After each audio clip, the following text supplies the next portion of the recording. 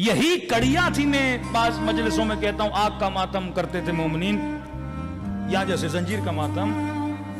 پھر بعض مراجع نے فتویٰ دیا کہ بھائی اب اس کو بند کر دو, کیونکہ بعض اوقات بعض چیزیں اس زمانے میں لوگوں کو امام حسین کی طرف متوجہ کر رہی تھی. ہم کرتے تھے, یاد ہے ہم چھوٹے تھے, ہمارے گاؤں میں آگ کا ماتم ہوتا تھا, پورا گاؤں جمع ہوتا تھا.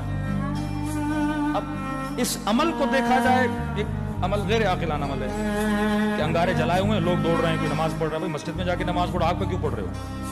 سمجھ نہیں آتی کیسا عمل ہے.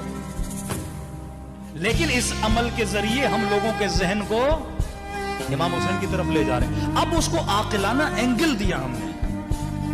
لوگ ان چیزوں کو, پہلے بزرگ اگر یہ کام کرواتے تھے سوچتے تھے, پلاننگ بناتے تھے. ایسے بولیں گے امام حسین کی مجلس سے کون آتا, پہلے سے مفتی نے بول دیا حرام ہے, نہیں جانا, شیعہ جو بھی بولے نہیں کرنا. لیکن ہم نے ایک ایسا اینگل اپنایا, آگ پر نماز پڑھی جائے گی. اب پورا گاؤں پریشان ہو جاتا تھا, بھئی آگ میں جائیں گے یہ لوگ, یہ کیسی مخلوق آ گئی. نہیں, سارا گاؤں جمع ہو جاتا تھا. جمع ہو کے دیکھ رہے ہیں لوگ آگ پہ دوڑ رہے ہیں. پھر پوچھتے تھے آگ کیوں جلائیے, پھر ہم بولتے تھے کربلا میں حسین کے خیموں کو جلایا گیا. ذہن کو انتقال دیا. زنجیر کا ماتم, اس کی بھی یہی ایک کڑی تھی. ویسے کوئی آتا نہیں تھا.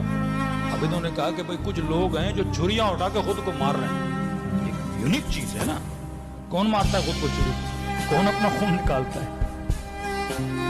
اور اکثر عاشورہ کے جلوس میں انٹیریئر سندھ آپ جائیں گے, ویسے مجلس میں جاؤ گے 2000-2500 لوگ. شام غریبہ کی جو مجلس ہوتی ہے جس میں زنجیر زنی ہوتی ہے, کم از کم 50,000-40,000 لوگ آتے. پورا شہر سمجھتا ہے یہ پتہ نہیں گویا سارے شیعہ کھڑے ہیں. شیعہ ہوتے نہیں ہیں, شیعہ کم ہوتے ہیں, تماشائی زیادہ ہوتے ہیں.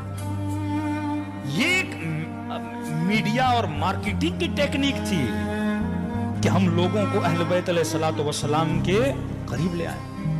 خود امام رضا جب محرم کا چاند نظر آتا تھا بازار میں آتے تھے, امامہ اتارتے تھے, خاک سر پہ ڈالتے تھے, گریبان کو چاک کرتے تھے. سارے لوگ پریشان ہو جاتے تھے, مولا بیٹا مر گیا, کیا ہوا گھر پہ, کوئی کسی کا انتقال ہو گیا. توجہ جلب کرتے تھے. پھر کہتے تھے کربلا میں میرے جد کو مارا گیا.